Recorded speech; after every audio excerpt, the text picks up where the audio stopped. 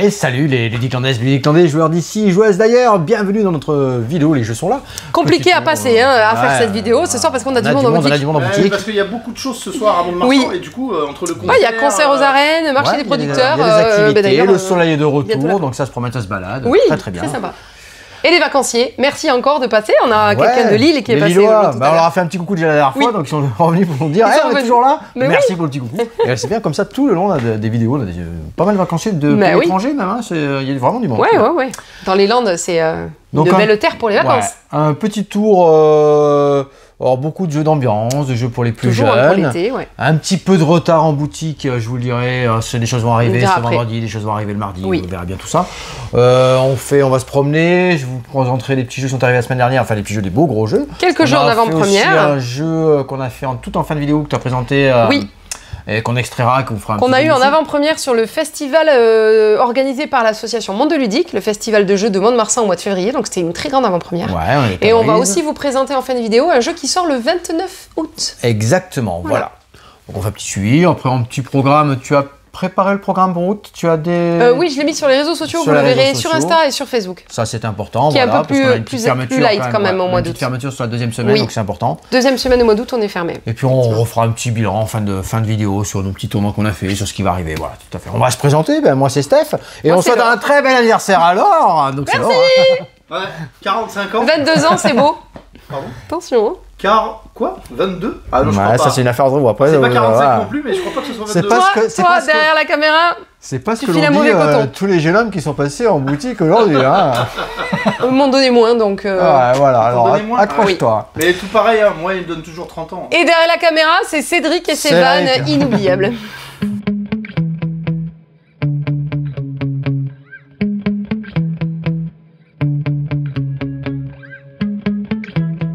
Allez, nous voilà au comptoir avec, comme je vous ai promis, plein de jeux d'ambiance. On est sur un Miedze Katze. On est sur un Pouic Pouic. Miedze Katze. Miedze Katze. Un jeu de cartes. Ouais, c'est pas un jeu de cartes. Miedze Katze, c'est pas japonais, c'est pas chinois. Non, c'est une consonance un peu japonaise, mais en fait non. Ouais, mais c'est allemand. C'est allemand, oui. Je vous laisse chercher qu'est-ce que ça peut dire Miedze Katze en traduction. Alors ça parle de chat évidemment. Vous regarderez sur Google. Petit chaton et d'autres, parce qu'après on voudrait pas être... En français, ça consonne plus. Je pense que c'est pour ça qu'ils ont gardé le nom allemand, parce que traduit en français, ça peut... Mais c'est surtout que Miedze Katze, c'est quelque chose qu'on va répéter pendant toute la partie. D'accord. Et c'est un rythme, c'est un beatbox qu'on va faire en fait. Ah, génial. C'est pour ça qu'on donne un rythme. Allez, c'est parti. Donc là, c'est très bien. Ah oui, alors du coup, en français, il fallait pas. Ah non, il fallait pas. Vous regarderez la traduction. Ah ouais. Du coup, on va recevoir du matériel et plein de petites choses encore. Et je vous ai laissé la boîte ouverte, c'est là que tu vas pouvoir t'avancer. Franchement, il y a une très très belle édition. Déjà, regarde, il y a des illustrations au fond de la boîte. J'adore, hein. Tu as vu? Magnifique. Et plein de petites boîtes où tout le matériel va se ranger. Qu'est-ce que je range ici? Bam bam. Je commence par ça parce que franchement ça m'a épaté. On a beaucoup de jeux avec de beaux rangements là, vraiment. Vous allez voir même sur ceux de... Et c'est vrai qu'il vous fera part du tarif, on tire à 24 €, tout ce que vous avez franchement, ça vaut le coup. Très bien. Très chouette. Je vous prépare du tarif. Oui, tu mets sur le petit... Donc on va retrouver du petit matos rigolo, des petites souris, c'est des arbres à chat. Des arbres à chat. On va faire des arbres à chat. Une petite litière, sale, propre. Des points de vie, il y en a 9. Ah oui. Ok. Et on va faire un spectacle. On va faire un spectacle. C'est ça? Ouais, c'est le propre. Et je suis le premier joueur. Regarde Michel, il y a un chat Pouic Pouic pour toi. Pouic. Il faut pas que mon frère rentre dans la boutique. Je vous laisse donner votre avis sur le chat. Un chat persan. Voilà. C'est le pion du premier joueur. Très bien. Il y a un didacticiel, il y a même 2 didacticiels pour vous apprendre toutes les différentes cartes actions et les mécaniques du jeu. Je suis le premier joueur dans cette partie-là. J'avais mis 3 petites parties pour... ça va miauler ici. Tout simplement, comment ça va se dérouler, c'est que ça, c'est pour donner le ton. Le ton, le premier joueur, il fait Miedze Katze, oui, le rythme. Et on va devoir donner tout ça dans le rythme. Et on va retourner, donc didacticiel, la première carte. La première carte, elle nous dit, ok, on prend connaissance. Il va falloir qu'on check en même temps sur la personne de droite et la personne de gauche en répétant Miedze Katze 3 fois. Miedze Katze, ok. Donc au top départ, je donne le top, c'est parti. Miedze Katze, Miedze Katze, Miedze Katze, tac, on check, Miedze Katze, tac, on check, Miedze Katze, tac, on check. Et avant, on avait prévu un bouquet final qui était le ouais. Et tous ensemble, on fait ouais. Très bien. Si personne s'est trompé, c'est validé, génial. On va pouvoir passer au joueur suivant. Retourner face cachée, hop, coup de mémoire, se souvenir de cette carte-là, et mettre une nouvelle carte action. Oh, une petite souris. Ah. Une petite souris. Donc ça, on va le faire 4 fois. 1, 2, 3, 4. Ok. Point de vie. Joueur suivant, ça serait Cédric, et il nous ferait Miedzekadze, Miedzekadze, Miedzekadze, on check, Miedzekadze, on check, Miedzekadze, on check. Et la dernière, c'était la souris. Miedzekadze, je récupère la souris. Miedzekadze, les souris à tourner. Miedzekadze, Miedzekadze. Personne s'est trompé. Bouquet final. Ouais. Et on est très bon. On va faire ça. Ah, mais ça, c'est un jeu d'apéro, mais un jeu rigolo. Voilà. 4 fois, donc à chaque fois, on retourne les précédentes cartes. Donc il faut se souvenir. Ah ouais. Jusqu'à ici, on a tapé sur la table. Donc Miedzekadze, tapé sur la table. Il y aurait eu une erreur avant. Ici, attention, quid, il n'y a plus Miedzekadze à dire. On remplace par à la fin, on remplace par ok. Parce que c'est mon action qui m'est proposée. Du coup, on est passé chez du rythme, on va avoir un deuxième didacticiel où on va devoir jouer avec les dés, Miedzekadze, toujours ainsi de suite. Très bien. Et vous avez plein de niveaux, plein de choses à faire. Plein d'actions différentes. C'est bien fait, c'est expliqué. Et ils vont même jusqu'à mettre des petits QR codes. Alors c'est là, attention, ça va peut-être se détecter.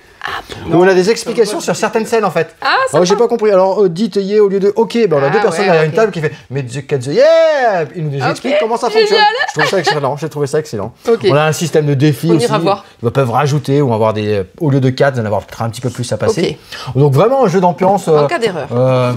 En cas d'erreur, on perd des points de vie. Hein. Et ben voilà. On a des points de vie ici, quand on n'a plus de points de vie, on a perdu. Voilà. C'est le dernier en vie en fait. Voilà. Et c'est le dernier qui tient le rythme. Alors c'est coop, hein. Ouais. Donc c'est vraiment coop. Ouais, c'est vraiment coop. Ah, c'est coop. Oui, hein. C'est coop, donc on se balance, dit tu t'es trompé, putain, on perd une vie, tu vois. Mais c'est fandard. Hein. Et c'est le perdant qui fait la litière le soir du chat.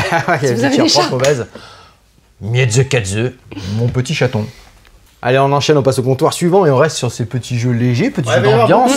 Pardon, je te coupe, mais il va y avoir beaucoup de coupes parce qu'on a eu beaucoup de monde. Oui, on a du monde en boutique, mais bon, tant mieux. 50-50. 50% de quiz, 50% de chance. Pourquoi ? Alors c'est bien parce que ça peut se jouer à un grand nombre, de 2 à 16, donc déjà c'est sympa ça. Vous allez distribuer des cartes A et B qui sont des points de vie. Ce sont vos vies en fait, donc elles sont recto verso, hein, A et B. Une carte question à chaque joueur, vous allez retrouver 4 questions dessus. Je suis le premier joueur. Comment on désigne le premier joueur? Ça nous a fait rire, ça a fait rire mon petit groupe de testeurs le jeudi matin. Celui qui ressemble le plus à un prof de sport. Alors pourquoi un prof de sport? Je ne sais pas. C'est un prof de sport. Ok, ça aurait été Cédric. Cédric, lui va prendre la première carte et il va nous donner la première question avec les 2 propositions. Donc on va choisir, nous de notre côté, des cartes qui sont ici, cacher devant nous la réponse et la révéler ensemble. Allez, j'y vais. Cédric, on y va. Dans sa jeunesse, le pape François était A. Videur, B. DJ. A ou B. 50% de chance. Attends. Ah, c'est rapide, hein. Là il faut y aller vite. Hein. Non mais c'est sérieux? Ouais. Videur ou DJ? Videur ou DJ. Et en même temps, on récupère. Hop, on révèle. B. Toi, t'as joué B? Ah non, mais oui, c'était B, je voulais retourner. Moi, j'ai joué A. Ah non, c'était... Ah oui, c'était bon, bref, c'est pas grave. DJ, non, j'ai La réponse. La réponse était videur. L'habit ne fait pas le moine. Oh, petit trait d'humour, ça va te plaire. Mais il était videur devant l'église. Ouais. Bah peut-être, attends, devant la paroisse. Videur de bénitier, videur de... Il était videur de bénitier. Donc on va enchaîner comme ça. Du coup, c'est incroyable, je ne savais pas, je connais pas. T'as fait une mauvaise réponse. Oui, alors du coup, tu perds une carte. Je me suis planté. T'as moins de points de vie. Moi, celle-ci, je la récupère, elle revient à nouveau dans ma collection de points de vie. Ça serait à toi, ton prochain tour, tac. Ah tiens, pas mal celle-là aussi. Et mais là, combien laquelle? La première, fais la première. Ah! Il y a plus de boules dans un billard américain ou de fuseaux horaires en Russie? J'ai eu très peur. J'ai eu très peur. Allez, on révèle, on joue tous ensemble. Allez. Quelque ça. Ouais, comme ça, allez. C'est bon? Ouais, c'est parti, j'arrive. B. On va jouer la B, nous. B. Ah, il y a plus de boules, ouais, quand même. Il est grand le pays, mais quand même. De boules de billard dans un billard américain. Il y a 16 boules dans un billard américain contre 11 quand même fuseaux horaires en Russie. On aurait perdu tous les 2 points de vie. On aurait perdu tous les 2 une Vous avez compris le principe, on va enchaîner comme ça. Donc il y a du sérieux, du pas sérieux. Il y a vraiment de toutes les questions loufoques. Oui. C'est celui qui va rester avec des points de vie à la fin de la partie, qui va remporter la partie tout simplement, hein, parce qu'on va s'éliminer les uns après les autres. Il y a 4 questions sur une carte. Hein. Qu'est-ce qu'on fait quand on n'a plus de questions? On change de carte. On prend une nouvelle carte. Allez, c'est marqué dans la règle. Hein. Très bien. C'est dit comme ça. Faut que ça soit écrit quand même. Ouais. On sait jamais. 50-50. Voilà, c'est vraiment léger, c'est drôle. 50% de quiz, 50% de chance. C'est marqué, on peut mettre ton chat dedans. Exactement. Magnifique. Il y a une question sur le micro-ondes d'ailleurs. Oui, ce matin, est-ce qu'on peut mettre le chat dedans? Oui, non. Allez, tiens, on passe côté des tout petits. Ah, j'ai vu vite que toi. Côté des tout petits, parce que c'est 4-5 ans ce soir. Du coup, tu vas parler tout doucement. Ouais, je vais raconter des petites histoires, parce que je suis un papa qui raconte des petites histoires. Le Minis Club. Elles sont vraiment. Ouais, elles sont moins attentives, j'ai l'impression. Le Minis Club, c'est un premier jeu d'enquête pour les tout petits. Premier jeu d'enquête, pourquoi? Alors là, j'ai sorti la quête numéro 1, tranquille, vous avez des illustrations, tu peux te rapprocher, regarde, c'est vraiment très bien illustré, c'est joli. Non, il n'y a pas de spoil. C'est pour les enfants. Ouais, c'est pour les enfants. On va en avoir 4 dans la boîte. Hein. Là, c'est l'histoire numéro 1. Qu'est-ce qu'on fait? Tiens, hop, à la recherche, à la rescousse de Quenotte. Quenotte, certainement une petite souris avec les dents, hein, vous savez.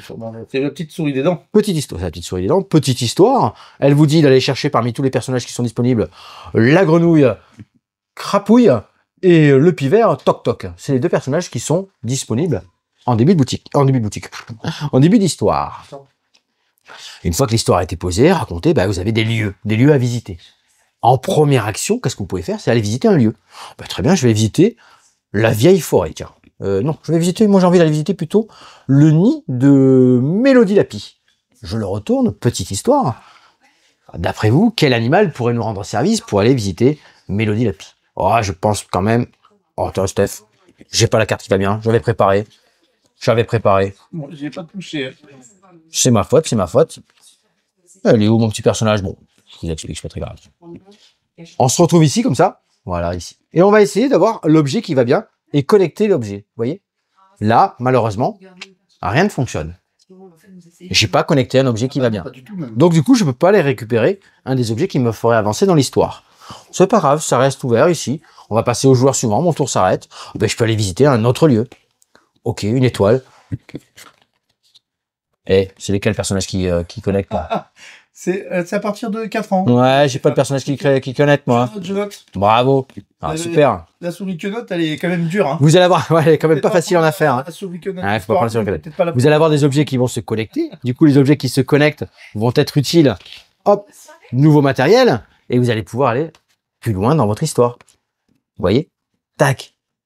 Tac. Ici, hop, le lait. Je peux utiliser la petite bouteille, je peux utiliser cette petite bouteille. On va mettre l'émission à l'intérieur, ainsi de suite, ça va nous éclairer. Ah ouais, celui-là, on va remonter l'histoire, exactement. Tout simplement, hein, visiter un lieu, assembler des objets, récupérer des objets pour l'histoire un peu plus loin. Le Minis Club, vraiment petit sympa. C'est bien, c'est vraiment adapté aux plus jeunes parce qu'il y a un peu de lecture, donc en accompagnement, de belles illustrations, de la belle petite déduction, sympa, des petits objets à les récupérer. C'est le Minis Club, le premier jeu d'enquête pour les à partir de 4 ans. Là, on va décaler un tout petit peu Cédric. Je n'irai pas là-bas. Ouais. Hop. Et on va se retrouver ici avec le Cric Crac Croc. Moins fort, ça doit être pour les plus jeunes encore. Ouais. Alors celui-là, c'est 5 ans. On est sur le jeu d'ambiance pour les 5 ans. Cric Crac Croc. Océan. Des requins. Des requins qui ont bien faim. Ils ont faim, ces requins. Ils peuvent même être affamés. Ouais, pas mal, hein. Regarde. Un requin. Et un requin affamé. Génial, il mange des sushis celui-là. Ah, il mange des sushis. On va les retrouver un petit peu dans ces sushis-là. Le but du jeu, c'est qu'en début de partie, pour l'instant, ils ne sont pas affamés. On a ici un océan avec des cartes à récupérer. Celles-ci, elles sont visibles. 2 points. Tiens, un trident. Si j'en ai 5, j'ai gagné. C'est comme ça. Et là, des cartes face cachée. Je ne sais pas ce qu'il y a dessous. Bon, chacun va prendre sa plus belle main, se transformer en mâchoire. Et au top, cric, crac, croc, on désigne une carte. Si je suis tout seul sur la carte, je récupère. Si on est 2 égalités, on se bouffe. Il se passe rien. Ah. Et si on est devenu affamé, comment on devient affamé? En récupérant une bouteille de pirate, je retourne mon petit personnage, je défausse cette carte, et là j'ai le droit de faire 2 mâchoires. 2 mâchoires qui peuvent venir désigner 2 cartes, ou la même carte. En cas d'égalité, je suis supérieur. Ça c'est important. Là il est affamé. Il est affamé dans quel sens? Là, il est affamé. Tu vois, il essaie de manger du poisson. Ah oui, d'accord, ok. Là, il n'est pas affamé. Celui-là, quand même, c'est un affamé mignon, celui-là. Ouais, là, il est affamé. Celui-là, il est affamé. Oui. Dès que c'est utilisé, hop, on remet la carte du côté classique, tranquille, rassasié, on appelle ça. Une fois qu'on a récupéré les cartes, on va recompléter cette rivière. Si c'est vide, je mets une bouteille. Si c'est vide, je mets une carte face visible. S'il y a une carte face cachée, je recouvre avec une visible. Ici, une cachée. Ici, une visible. Du coup, le tas va augmenter. Donc l'attrait, aller chercher quelque chose de plus intéressant. Sachant qu'il y a des fois des choses, l'arête de poisson, ça rapporte rien. 0, on défausse, tout simplement. Ah, le coffre au trésor prend immédiatement la première carte de la pioche, hop, je la mets, ah, j'ai gagné 2 points. Génial. Vous allez retrouver plein de petites cartes différentes, des 1 point. Qu'est-ce qu'on a comme les tridents? Je vous ai dit, ah, t'avais dit que tu voulais voir les sushis. On les a, les sushis. Une carte, ça sert à rien, 0 point. Ouais. Par contre, 2 cartes, 3 points. C'est marqué dessus, tu as vu? Ouais. Très bien, c'est bien fait, hein. Les icônes sont très bien faits. 2 cônes, 3 points. Si en plus vous en rajoutez une troisième, un point supplémentaire, et ainsi de suite. Donc vraiment, cric-crac-croc, petit jeu d'ambiance, avec déjà des petites variantes intégrées, avec, on va retrouver, qu'est-ce qu'on a? La grosse fin, le super larcin, la grosse vague, la madarette, plein de petites choses, sympa, petite boîte, ça se trimballe partout, petit jeu d'ambiance pour les 5 ans, c'est parti, dans les valises, amusez-vous bien. On glisse, on va jusque dans la terre du milieu. Allez, on va en terre du milieu. Oh, regarde, il y a l'œil du... Sauron, ah, tu l'as vu, tu l'as perçu. Tu vois pas, non? Ouais. Il marche, il marche. On va faire ça, mais... Oh, dis donc, non, t'as pas le droit, hein. Du haut de tes 22 ans. Cédric, sur Le Seigneur des Anneaux, le destin de la communauté. Essaye de se rattraper comme il veut. Un jeu de Matt Lecoq. Matt Lecoq, oui, le papa de tous les pandémies. De Risk Legacy. Risk, c'est quand même au départ, Risk est sorti. Hein. Donc là, Cédric va vous faire un petit zoom, un petit tour de démonstration de tout le matériel. C'est trop beau. Si je veux pas. Des zooms. Ouais, si, c'est important. Là, il y a vraiment du très beau matériel. Jusqu'à la boîte, un rangement dans la boîte. Hein. Vraiment magnifique. Il y a du beau montage dans la tour ici, de Sauron. Des doigts, là. Parce que du coup, on dirait des doigts de 42. Tac dans la zone ici. Ouais. Ah oui. On a les Nazgûl, pardon. Tous ces petits personnages. Ça fourmille le petit détail sur la carte.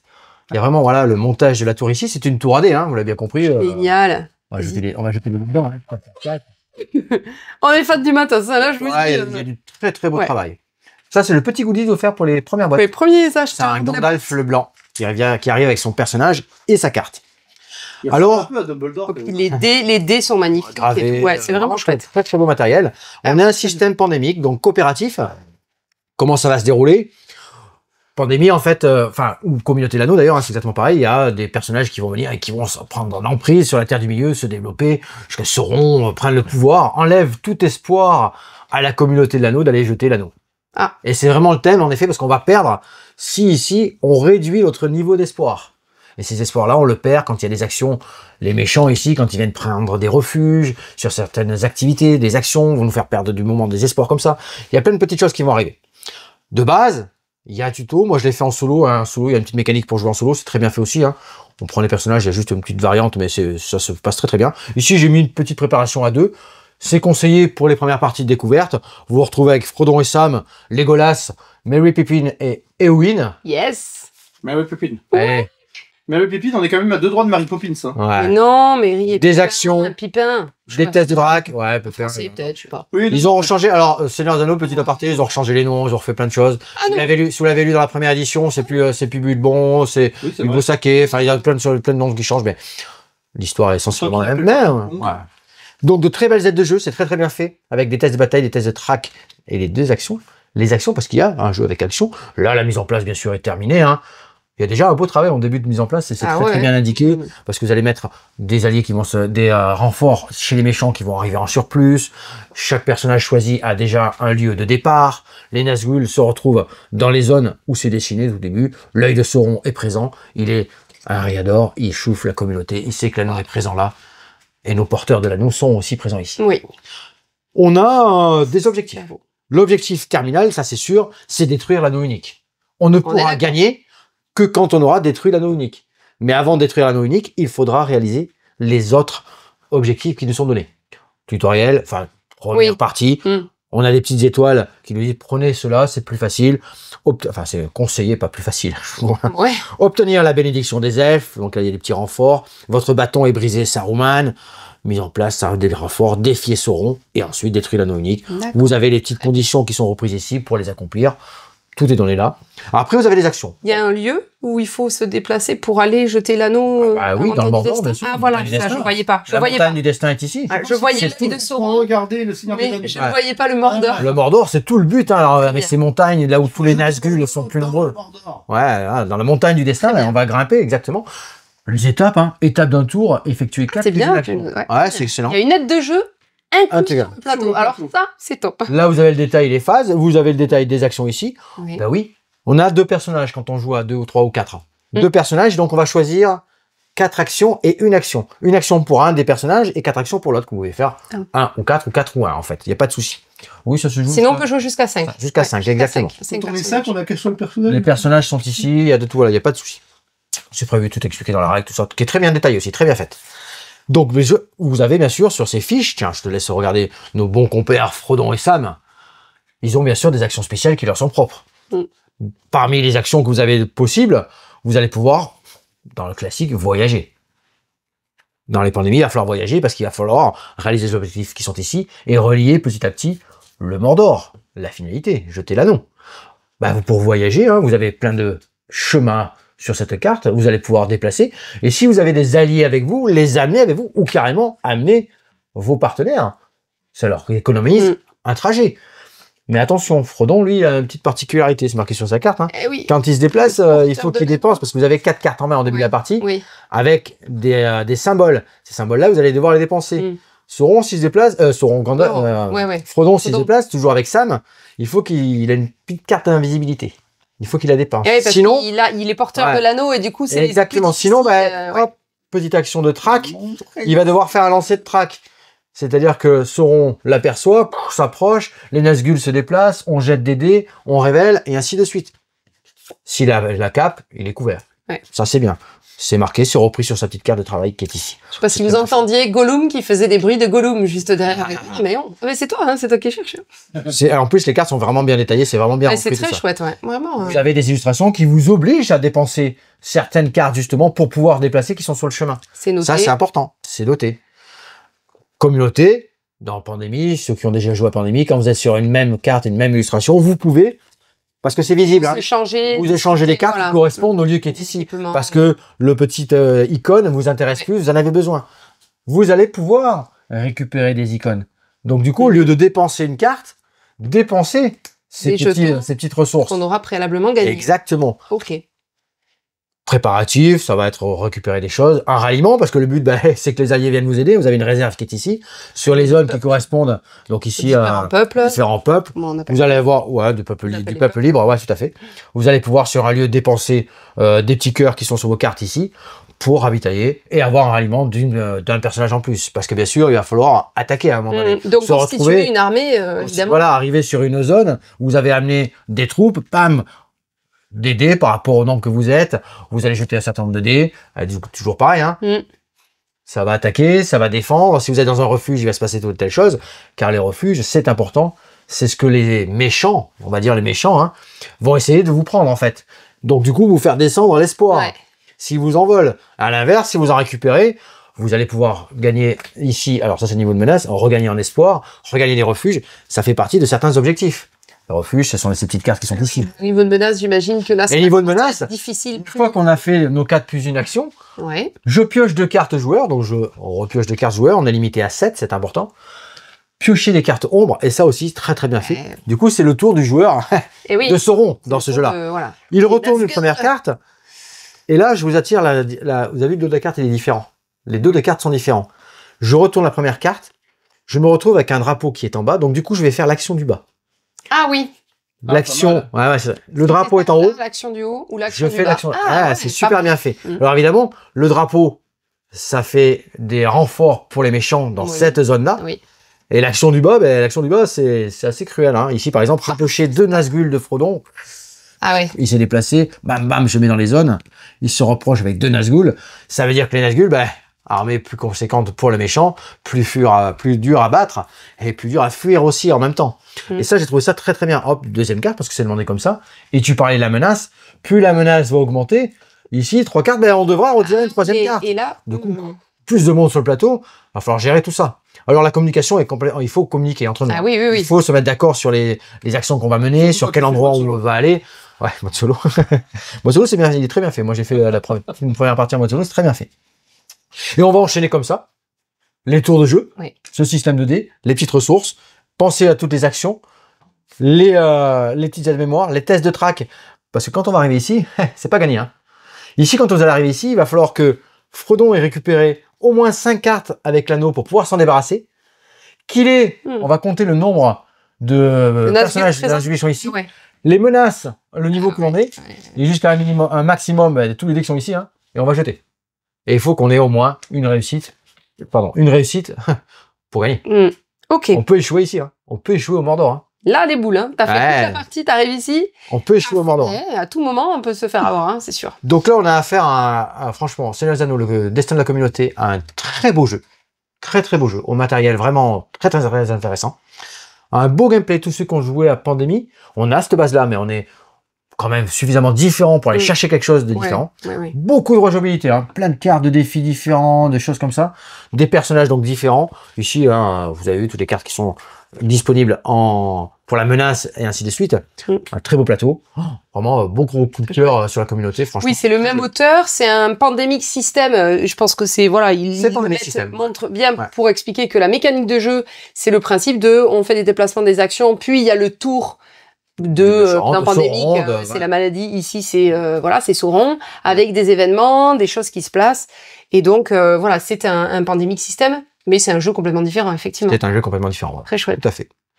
Voilà. Amusez-vous bien. Amusez-vous bien. Et hop, pour découvrir, vous avez les premiers acheteurs. Hein. N'oubliez pas, Gandalf le Blanc, avec son petit personnage et sa carte spécifique. Donc, il nous en reste quelques-uns pour ceux qui n'ont pas réservé la boîte. N'hésitez pas à nous appeler hein, si vous ne pouvez pas passer tout de suite. Bienvenue dans la ville de Tabriz, où nous sommes des fabricants de tapis persans et nous devrons être les meilleurs fabricants de tapis. Donc, dans ce jeu qui se joue seul, puisqu'il y a un vrai mode de jeu solo, j'y viendrai après, ou jusqu'à 5 joueurs, chaque joueur aura donc un plateau de jeu. Ici, il y aura au centre de la table un grand tapis néoprène en fait qui forme le plateau de jeu. C'est une belle qualité de jeu. Oui, dans lequel, sur ce plateau-là, vous allez mettre au hasard, mais répartis à des endroits précis, des petites plaquettes de jeu qui sont des boutiques et des places de la ville, des ruelles, où vont se jouer le jeu de gestion de ressources, d'achat de ressources, d'échange, de coin des bonnes affaires, bref, etc. Quoi dire? Au début de la partie, chacun va avoir quelques kérans, qui est en fait l'ancienne monnaie iranienne. Nous allons avoir un plateau sur lequel nous aurons un jeton compétence.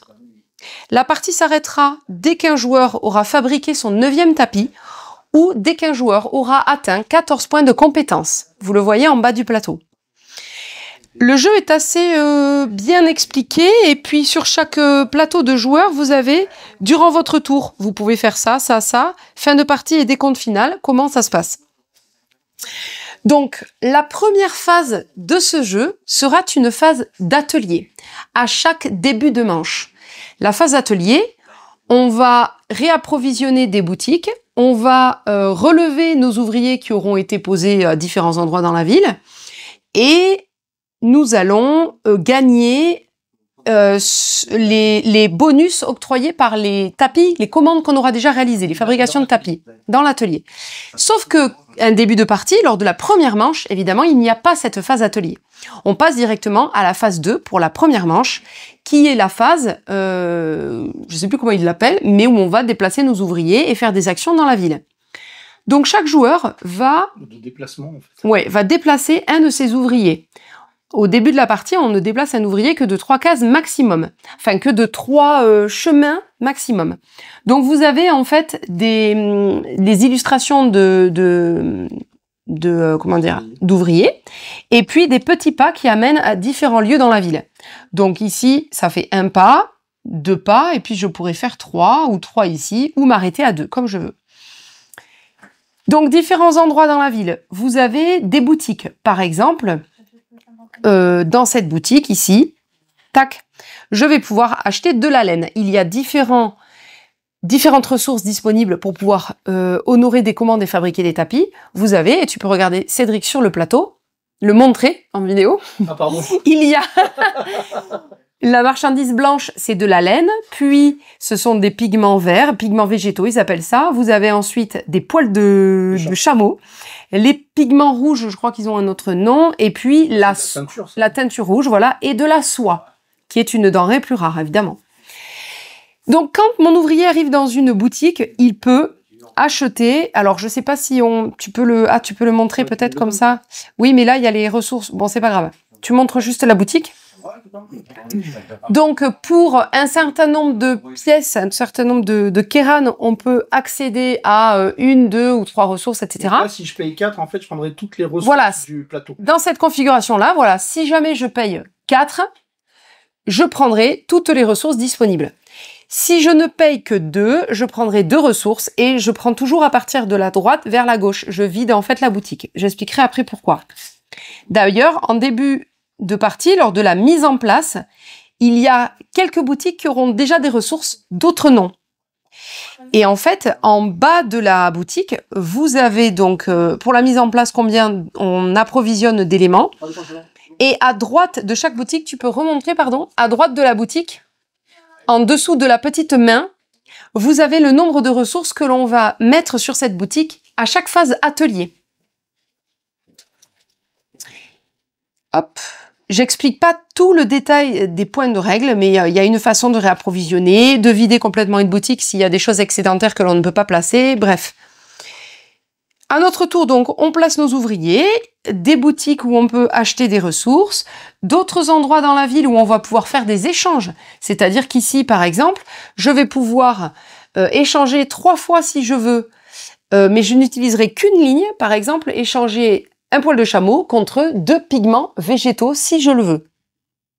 Si je le souhaite. Et ça, je pourrais le faire 3 fois.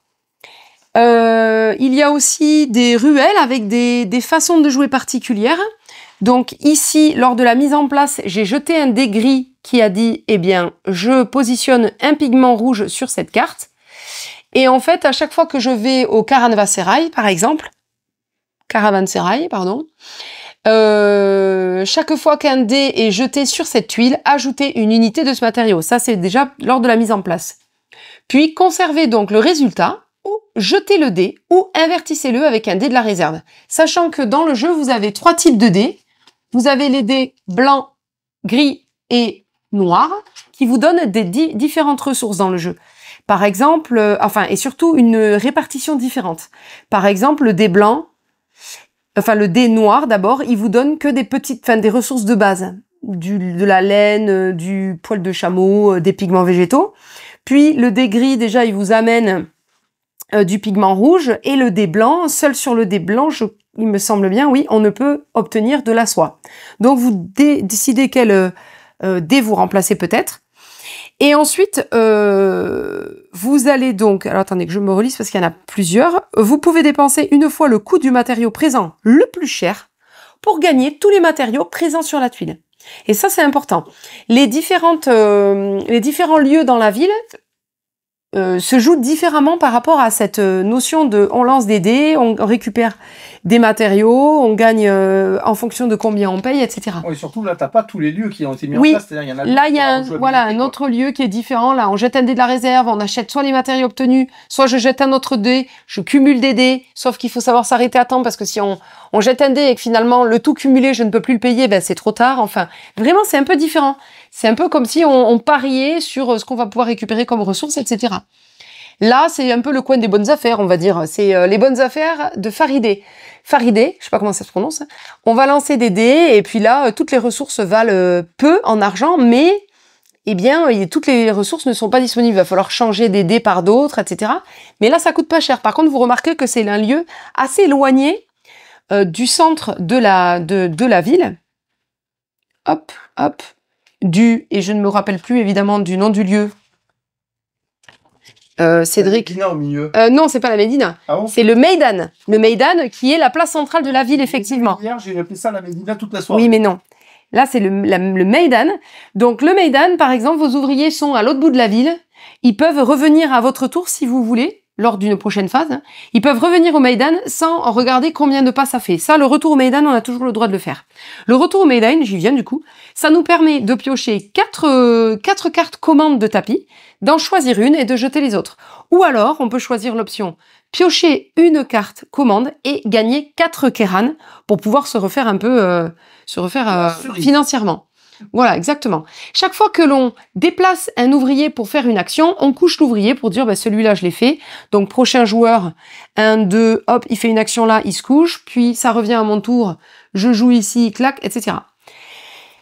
Quand je joue, je fais du commerce, j'échange des ressources par d'autres. Je peux aussi terminer mon tour en réalisant une commande. Donc, au début de la partie, on a reçu 4 commandes de base. Donc là, vous avez les commandes ouvriers, les commandes des marchands et les commandes des nobles, qui sont évidemment plus difficiles à faire, mais qui nous rapportent plus de choses. Et au début, on ne pioche que dans cette pioche-ci.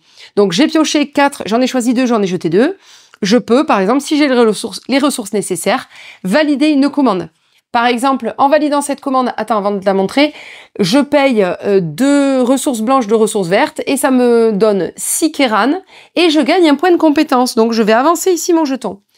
Puis, à la fin du tour, je vais glisser ça dans mon atelier, et ça va révéler un sou qui sera, que je vais gagner, en fait, à chaque début de manche, c'est-à-dire lors de la phase atelier. Donc là, tu peux regarder. Là, dans les mains, j'ai une autre commande qui me ferait gagner, en plus de sous et de compétences, eh bien, qui me ferait remporter des ressources. Et lors de la phase atelier, je pourrais transformer des ressources en d'autres, par exemple. Voilà les exemples de ce qu'on peut gagner quand on réussit à valider une commande. Sur le plateau joueur, tu peux montrer sur le plateau joueur, Cédric? Les points de compétences. Dès qu'on a atteint 2 points de compétences, on pourra dorénavant, on a débloqué la deuxième pioche de commande, c'est-à-dire les commandes ouvriers. Là, on va pouvoir en piocher 2 à chaque... D'ailleurs, on en pioche, 2 immédiatement, on en conserve une et on en jette une autre. Quand on atteint le 4e point de compétence, on peut maintenant déplacer nos ouvriers de 4 cases et non pas de 3. Et etc., etc. Il y a des choses qui se débloquent, des points de prestige, etc. Qui sont des points de victoire, bref. À la fin de la partie, on va donc cumuler nos points. Tu l'auras déjà cumulé, en fait. On va valider, oui, voilà, mais on va aussi ajouter pour le premier joueur qui va terminer, le joueur qui va terminer la manche, que ça soit d'une façon ou d'une autre, avec les points de compétence atteints, le maximum, ou alors le nombre atteint de commandes passées, 9, va gagner un jeton supplémentaire prestige, et ça va se rajouter au décompte final. Tout simplement. Celui qui va avoir le plus de points en fin de partie remportera la victoire. En cas d'égalité, je crois que ça se joue au niveau des ressources ou des commandes passées. Je crois que j'ai tout dit, à peu près. En initié, Peut-être en initié, peut-être pas en expert. Mais je le mettrai bien en initié. Il est classé comment, Stéphane, le jeu? En initié, ouais. En initié, oui, voilà. Donc, très bon jeu initié. Il se renouvelle pas mal. Alors, à 2 joueurs, alors, vous avez donc un tapis côté 2 joueurs, l'autre côté, recto verso côté 3 jusqu'à 5 joueurs. Vous avez également les boutiques qui sont recto verso également. Et vous avez, quand on est 2 joueurs, on n'a pas accès aux boutiques doubles. C'est-à-dire, mince, je les avais sorties pour les montrer. Ah oui, elles sont là. Donc des boutiques doubles dans lesquelles vous pourrez gagner 2 ressources différentes, en payant toujours le coût, mais vous avez la possibilité de gagner 2 ressources au lieu d'une, comme dans des boutiques classiques. Et ensuite... Oui, parce que tu peux payer, par exemple, 6 et 8 pour récupérer tous les rouges et tous les verts. Voilà. Et ensuite, il faut quand même que j'explique qu'il y a un vrai mode de jeu solo. Donc là, hop, elle est où la règle de mode de jeu solo? Ici. Tac. Donc le mode rival est un mode de jeu solo, dans lequel vous allez choisir votre niveau de difficulté. Vous allez, donc c'est au dos de... Oui, c'est ça. Ouais, au dos, voilà. Vous avez un rappel de toutes les actions du rival. Donc, le rival choisi, ça va être l'un des personnages également du jeu de base, mais vous allez choisir le niveau de difficulté. Vous avez une difficulté moyenne, difficile, difficile plus, c'est très difficile. Et donc, ces rivaux vont... à leur tour de jeu, vous bloquer, vont systématiquement prendre des ressources plutôt que d'autres, vont vous escroquer, convertir en valeurs plus intéressantes pour eux-mêmes des choses. Bref, donc assez intéressant. Un vrai mode de jeu solo, voilà, qu'on a envie vraiment de tester pour voir, parce que il y a vraiment une règle de jeu un peu plus... enfin, bien aboutie, quoi. Avec des modes de jeu difficiles, enfin, de difficultés différentes que vous allez pouvoir choisir en fonction. Je pense avoir fait le tour de ce jeu. On a joué à 4 joueurs. C'était assez chouette. On a hâte de refaire une partie parce que, voilà, maintenant qu'on a bien toutes les ficelles et qu'on sait quoi choper avant qu'il n'y en ait plus, etc., c'est intéressant. Donc, au début de la partie, vraiment, il n'y a que quelques ressources de disponibles. Et par exemple, il n'y a pas du tout de soie. Et c'est au début de la prochaine manche, lors de la phase atelier, que l'on va pouvoir ajouter de la soie, que l'on va venir compléter ici, ajouter un peu plus de ressources. Et donc, je l'ai dit, si par exemple ici, il y avait plus de laine et que à la phase d'atelier, on ne pouvait pas rajouter tout ce qui est demandé, eh bien dans ce cas, la boutique est dévalisée. Donc ça veut dire qu'à cette manche-ci, cette ressource, elle sera quand même rarissime. Il faudra se débrouiller, aller changer des ressources par d'autres pour pouvoir récupérer de la laine, etc. Donc voilà pour Tabriz. Amusez-vous bien. Je vous présente Bug Run chez Bombix, un jeu qui sort le 29 août et qui se joue de 2 à 6 joueurs. Oui, c'est ça. Donc dans ce jeu, on incarne des insectes dans un donjon, dans un château. Et tous les autres animaux nous font la misère. Donc on va essayer de combattre et de se débattre pour pouvoir atteindre le 4e niveau du château et s'enfuir, prendre la fuite. Dans ce jeu, du coup, là, j'ai fait une configuration, enfin, je vais vous montrer une configuration 4 joueurs, par exemple. Donc, dans ce cas, ici, sur la carte de la mise en place, la carte escalier pour passer du premier niveau au second, j'ai bloqué, grâce à un cadenas, les deux emplacements ici, 5 et 6 joueurs, si on joue à 4. Si on joue à 2, c'est la même chose, c'est exactement la même configuration mise en place pour bloquer cette issue. Cet escalier. Si on joue à 2 joueurs, de toute manière, chacun prendra 2 insectes. Donc, à 2 joueurs, on prend chacun 2 insectes. À 4, 5 et 6 joueurs, chacun va prendre un plateau de jeu insectes. Et on se lance dans l'aventure. Comment ça se passe? Ici, vous allez donc mettre en place une carte avec les différents niveaux. Donc là, on est sur le premier niveau. Fin de manche, on va enlever toutes les cartes et mettre en place le 2e niveau, puis le 3e, puis le 4e. Donc là, nous avons mis en place un monstre, une pièce, une découverte comme un donjon crawler, on va dire, puis un monstre, puis 2 salles, puis un monstre. C'est un cooptitif. Oui, voilà. Alors c'est un jeu, cooptitif. Bref, dans le sens où on coopère des fois pour attaquer des monstres, les vaincre et se partager enfin des trésors, mais quand même à la fin, il y aura un gagnant. C'est-à-dire que à l'issue des 4 niveaux passés, il y a quelqu'un qui va avoir plus de points de victoire que les autres. Début de manche, d'ailleurs, début de partie, pour la mise en place de base, chacun reçoit 5 points de victoire. Ces points de victoire, vous les voyez, on les a distribués, hop, on les place face cachée et on ne les révèle pas. Puisque tout au long du jeu, on va gagner des points de victoire, mais face cachée, comme ça, chacun sait ce qu'il a, mais on ne sait pas ce qu'ont les autres. Donc, première phase, c'est la phase échoppe dans ce jeu, où chaque joueur va acheter des équipements ou des fioles, des potions, des choses comme ça pour pouvoir se défendre au mieux pendant le jeu. Stéphane qui fait des grimaces derrière, c'est pas gentil. Il me déconcentre. Du coup, à mon tour, chacun, évidemment, début de partie, vous avez un niveau de points de vie qui est le même. Vous avez 5 pièces d'or et puis vous avez un niveau de flèches dans votre sac. Bref, c'est parti pour jouer. Donc pendant la phase échoppe, je vais dire, allez, je dépense 2 sous par exemple. Et ici, je prends cette fiole qui rejoint mon sac à dos, mon équipement. D'ailleurs, ça va côté épée. Non, c'est une fiole. J'ai droit à combien de cartes? Rappelle, Cédric? Fais voir ta fiole là.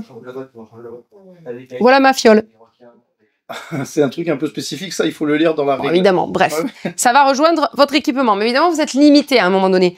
Par exemple, les équipements qui concernent les équipements. Voilà. Les arcs. Donc là, c'est une carte qu'on peut mettre? 2 cartes, voilà. Et côté épée, 2 également. Et une pour le bouclier en bas. Ah, voilà, c'est ça. Et on peut avoir aussi, voilà, des armures, des boucliers qui nous protègent, etc. Et quand tu fais bien jouer. Donc, je réapprovisionne à chaque fois que je prends quelque chose à la fin de mon tour. C'est-à-dire que je peux acheter plusieurs équipements. Là, par exemple, il me reste 3 sous. Je pourrais aussi, pour 3 sous, prendre une flèche enflammée qui rejoint, du coup, ce côté-là, mon équipement. Et je glisse comme ça les cartes pour me rappeler ce que cet équipement me donne pendant un combat. À la fin de mon tour, je réapprovisionne, hop, pour le prochain joueur, je réapprovisionne, voilà, le marché, les shops, etc. Ici, il y a toujours quelque chose de disponible, ce sont les armes.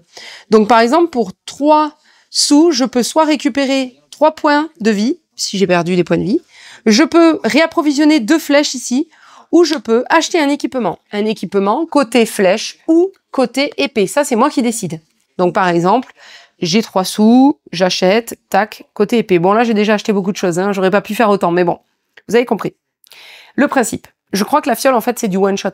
Il faudra regarder dans la règle. Il y a des choses que vous ne jouez qu'une fois. Là, à mon avis, lors d'un combat, je bois la fiole et en fait, ça me donne 2 points comme une épée. Je viens de vérifier, c'est bien ça. Donc voilà.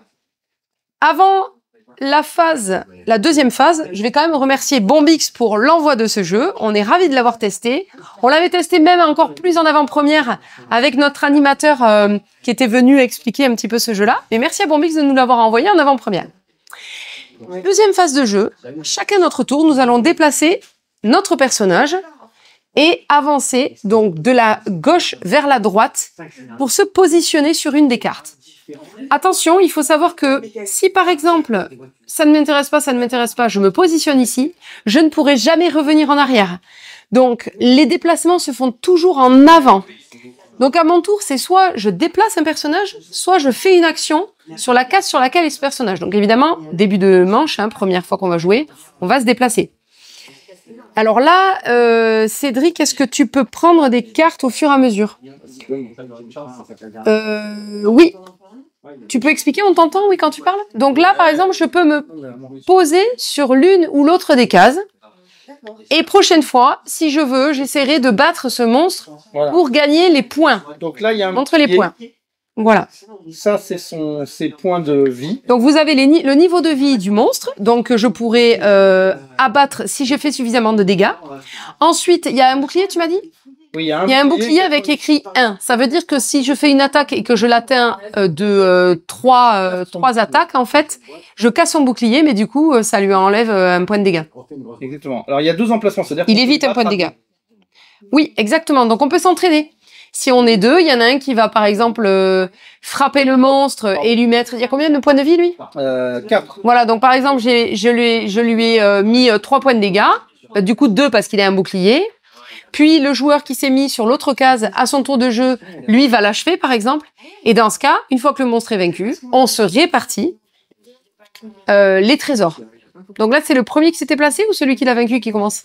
Celui qui l'a vaincu qui commence. Celui qui l'a vaincu qui commence et qui prend le trésor qui l'intéresse le mieux. Le second joueur va choisir le reste. Ensuite, vous avez des salles dans lesquelles vous allez devoir, une fois que vous vous posez, enfin, au moment de votre placement, vous allez devoir payer. Quand c'est entouré de cristaux rouges comme ça veut dire que vous devez payer quelque chose immédiatement. Donc là, je paye 2 points de vie pour pouvoir te placer. Oui, mais il y a quoi à gagner? Après, il y a 4 points. Donne-moi la carte. Une flèche. Voilà, donc. Je choisirai à mon tour de jeu, lorsque je pourrai faire une action, de gagner donc l'un des trésors ici. Donc, soit des points de victoire brut, soit récupérer mon niveau de flèche, soit gagner 4 sous, soit une clé. Les clés, c'est quoi? Les clés, c'est les butins. Ah oui, quand je remporte une clé, ou que ce soit dans le jeu, je vais piocher une carte butin. Cette carte, si elle a un liseré vert, c'est jouable immédiatement, je crois. Touk touk touk. Ou alors, enfin, il y a des cartes qui se jouent immédiatement, d'autres qui se conservent et qui se jouent en one shot quand on veut les révéler, etc. Et il y a des équipements supplémentaires, ouais, des potions, des choses qu'on utilise une fois. Qu'est-ce que je dois dire? Oui, vous avez aussi des cartes un peu spécifiques. Par exemple, ça, c'est une passerelle. Soit Attends, tu vas la montrer d'abord. Soit vous passez direct, et c'est juste un point de... Ça compte comme un déplacement. Mais vous gagnez ce qui est noté là. Soit vous décidez ici de passer par un côté un peu plus dangereux. Vous allez faire un pile ou face. Soit je tombe sur une face verte et je gagne 4 points de victoire. Soit je tombe sur une face rouge et je ne gagne rien. Ça, c'est le risque. Tu peux la montrer. Mais vous voyez qu'il n'y a pas d'emplacement parce qu'on ne s'arrête pas sur cette carte. Ensuite, vous avez une carte, hop, un peu plus spéciale. Ici, quand je me pose, je perds une flèche. C'est ça, je dois payer une flèche pour m'y poser.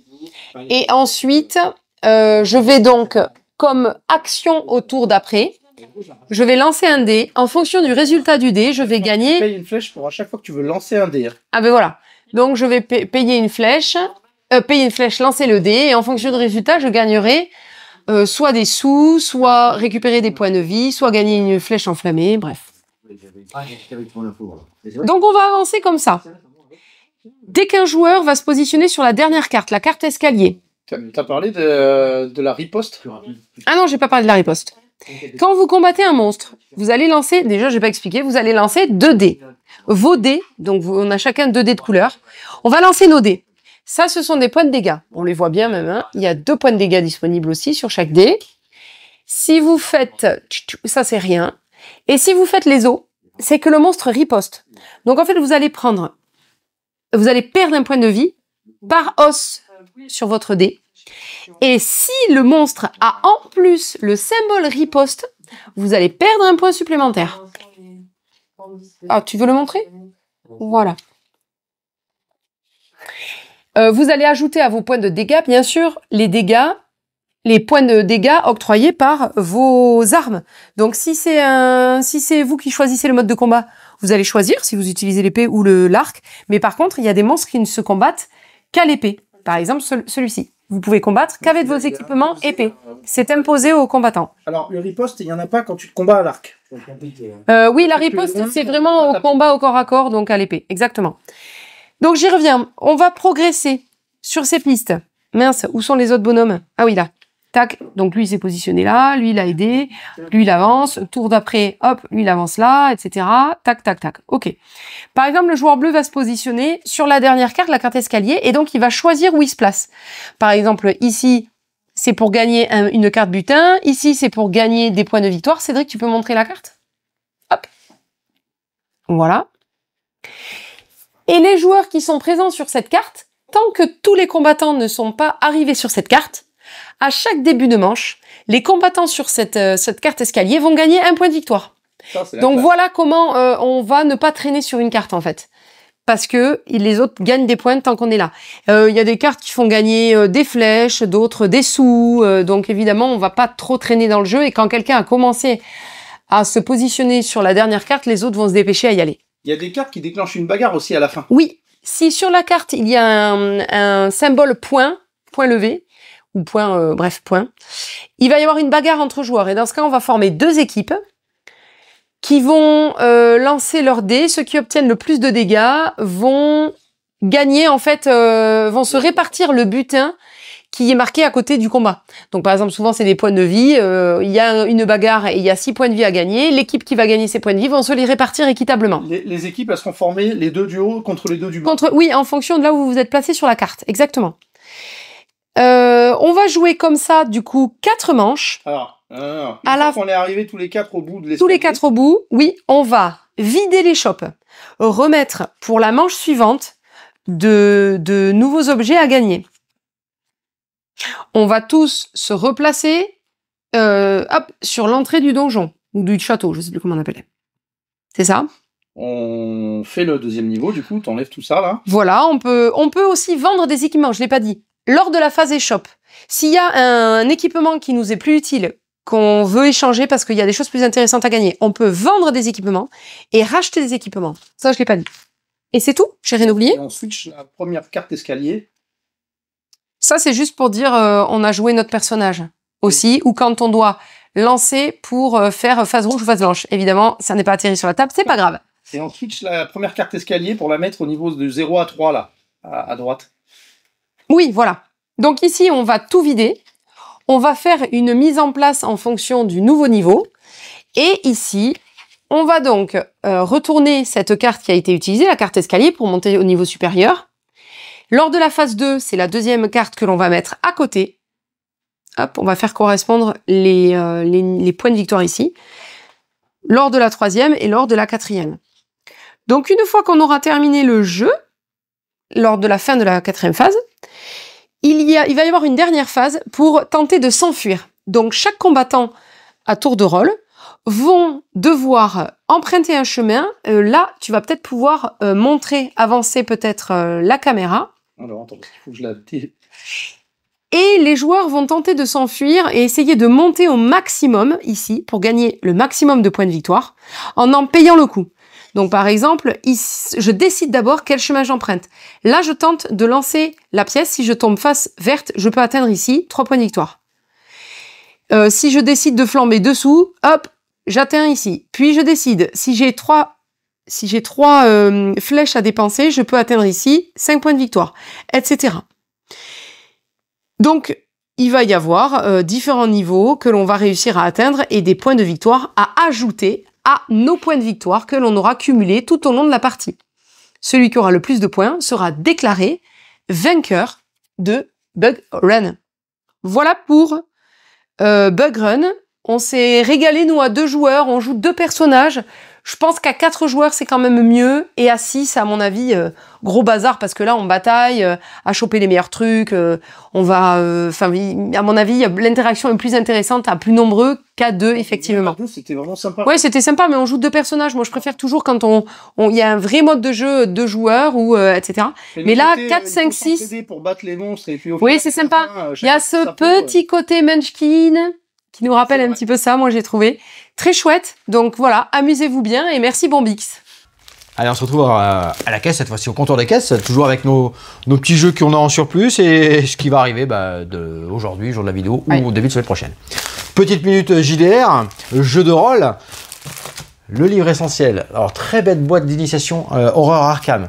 Là, tous les joueurs connaissent parce que c'est pareil que le jeu de plateau, que le jeu de cartes. C'est la même iconographie, donc les mêmes illustrations, les mêmes personnages que vous allez retrouver. Cette fois-ci, vous avez le manuel essentiel pour les campagnes, avec une campagne intégrée à l'intérieur. Super jeu, super livre, très bien. Il est fermé, on peut pas. Ouais, alors moi je l'ai feuilleté en ligne, parce qu'on feuilleté en ligne. Pour Chronique oubliée Fantasy 2. Alors là, il faut avoir la campagne Calice 1 et 2 pour jouer. Là, vous avez tout le matériel pour le MJ et un peu de matériel pour les PJ. Personnage joueur et maître de jeu. C'est vrai que des fois on parle en jargon. C'est les personnages non joueurs. Et PNJ non joueurs. Non. Oui, je sais, mais... Là, on va retrouver des plans avec des couleurs de format A3. Ça, ils cherchent souvent les joueurs à avoir du matériel pour avoir un support en fait. 16 plans et cartes de couleurs en format A4, des nouvelles lettres, des parchemins, plein de petits matériels MJ et personnage joueur. Jour de la vidéo, théoriquement vendredi, on aura dû recevoir. Alors, c'est tranquille, hein, ces quelques jours, c'est vraiment du jeu. Bon, après, on avait du beau jeu aussi là, mais il y a beaucoup de jeux enfants et light, jeux d'ambiance, ainsi de suite. Chez Asmodée, vous allez avoir un mon tout crado. Bah, du coup, Laure vous fera un plaisir de le présenter la semaine prochaine. Voilà. Je serai attentif. Moi, je suis en vacances. Moi, je serai en vacances. Je regarderai attentivement, jeter des dés, mettre tout ça dans la bouche du tout crado. Voilà, c'est un jeu. C'est du Exploding Kitten. Voilà, donc complètement barré. Mais à partir de 4-5 ans, donc du coup c'est du... Vous verrez, c'est un petit oiseau. C'est du pipi caca tout quoi, voilà, pour les petits. Alors on n'a pas reçu parce que Double Lilo et Stitch, Double Lilo et Stitch. Il était en retard. Là, c'est moi qui ai commandé le double. Pour une fois que c'est pas Laure qui me dit tiens Steph, tu présenteras un petit double. Non. C'est un double, mais Lilo et Stitch. Mais là, Lilo et Stitch. Ouais, Lilo et Stitch. Donc il avait un petit peu de retard, donc du coup ça a retardé notre commande. On a Pixie qui va arriver aussi avec un Split Stories dans la gamme des perspectives, des avant-après, mais avec un système d'enquête très bien fait aussi. C'est dans la même gamme, c'est les mêmes auteurs ou les mêmes éditeurs de ceux qui ont fait le codex. D'accord, très bien, les enquêtes, codex. Ouais. On a la nouveauté, c'est Tiny Epic Cthulhu. Tiny Epic Cthulhu, une version Cthulhu. Ah ouais. Avec son extension qui arrive. Ouais, avec toujours ces Tiny Epic, c'est des petites boîtes avec beaucoup de matériel. Côté coopératif, avec un système de folie cette fois-ci, vous allez voir, vous avez une aiguille qui tourne. Pas mal aussi, je te laisse pour la semaine prochaine, je serai attentif aussi. Oh, je suis en même là. T'auras du jeu d'ambiance. C'est mieux sans eux. Super. Ah oui. C'est mieux sans eux. Magnifique. C'est pas mal, c'est sympa, je l'ai bien bossé, tu verras, il faut aucune hésitation. Vous verrez, c'est un jeu où il faut aucune hésitation. On n'a pas le droit de faire... c'est pas pour on tape moi. dessus. C'est pour ça que je dis...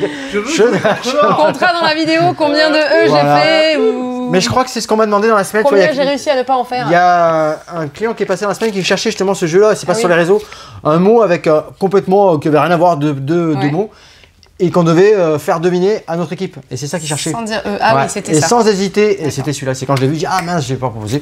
Ça devait arriver aujourd'hui, samedi, mardi, on sait pas. Semaine prochaine. Et voilà. Merci pour cette petite arrivée. Donc là, il y a du Pixie aussi. Ah oui, aussi, c'est vrai. Là, tu as fait un beau petit championnat à l'Orcana dimanche, c'est bien passé. C'est sympa, très bien. Merci Hollandais. C'est des Ludiques Landais, des Montois qui ont gagné, c'est magnifique. Bravo. Voilà, les deux finalistes étaient des Ludiques Landais. Ça, c'était très bien. Tu as eu aussi la P Magic. Magic, ça marche très bien. Chouette, aux portes des éternités.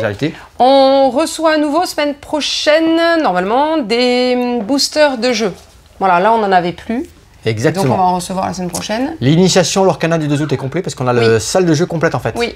On a des joueurs en même temps que l'initiation, donc on est... Donc vous verrez, je l'ai mis déjà sur le planning parce que on n'a pas une place infinie, donc c'est déjà complet. On en refera évidemment pour l'Orcana, si vous êtes curieux, vous pouvez venir voir comment ça se passe. Voilà, il n'y a pas de souci à ce niveau-là. Donc merci à Valère et Nathalie qui viennent nous faire cette petite initiation. Qu'est-ce qu'on a? On a d'autres, on a des AP en fin du mois d'août. Donc ça, tu as mis sur l'Orcana. Le nouveau chapitre l'Orcana, du coup, Disney l'Orcana, le chapitre 9. Exactement, c'est Fabuleux qui va arriver. C'est indiqué aussi. On a parlé de la fermeture de la boutique la deuxième semaine, c'est important. Ça aussi, donc là, vous pouvez emprunter des jeux. Si vous empruntez des jeux pour vos vacances, la deuxième semaine du mois d'août, on est fermé, mais du coup, c'est pas grave, vous ramènerez les jeux la semaine suivante, il n'y a aucun souci. Donc location de jeux, vente de jeux en boutique au 17 rue des Cordeliers à Mont-de-Marsan. Et sinon, les réseaux sociaux, YouTube, Facebook. Location, vous n'hésitez pas, parce qu'on l'a sur le site, on a le petit onglet location. Si vous voulez vous faire un petit débrief, regardez un petit peu ce qu'il y a, ça m'intéresse. Petit coup de téléphone, on met de côté en réserve. Quand vous passez, on vous le sort, pas de souci. On en rajoute de temps en temps. Mais on a il manque quelques photos, ça va voir, c'est pas grave. Après, nous aussi, on est en retard, des fois, on prend pas le temps, surtout que là, pendant les vacances, on a quand même pas mal de monde. Alors souvent, les jeux qui sont présentés là, ils sont pas encore à la loc. On les met à la location au bout d'un mois. Voilà, Effectivement, on se laisse nous l'utilisation quand même du jeu, la présentation, de présenter sur les et de tester en boutique avec nos explications. Exactement. Et cette semaine, on aura encore plein de testeurs en boutique. C'était très bien. Mettez en commentaire l'âge du capitaine. À bientôt. Ouais, on a tout dit. Oui, on est pas mal. On a tout dit. Amusez-vous bien. Bonne soirée.